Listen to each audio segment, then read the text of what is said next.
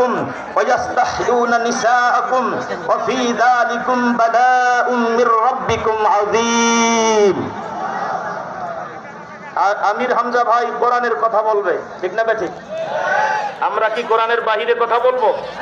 তাফসীর মাহফিলে বসে তাফসীর করা ছাড়া বিভিন্ন জরিনা ফাতেমার সকিনার কথা যারা বলে এরা আসলে তাফসীর কারক নয়, বরং তাফসীরুল কোরআন মাহফিলের নামে ফলদারি করে টাকা লুটপাট করে খায়, কথা বলে, ঠিক না ঠিক?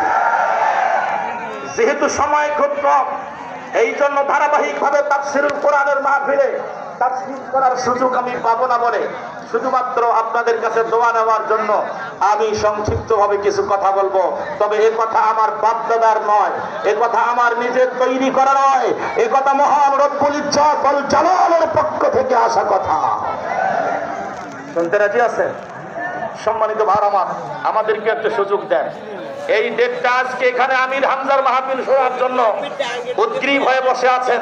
এই ডেটটা নিয়ে আসার পেছনে আমি রুহুল ইসলাম সুজার প্রথম তারাবি নষ্ট হয়ে গেছে। এই ডেটটা আজকে আপনার সামনে উপহার দেওয়ার জন্য ইদ্রিস আলী জেহাদিয়ার আমার এবং আমার পাশে বসে থাকা রাশিদুল হক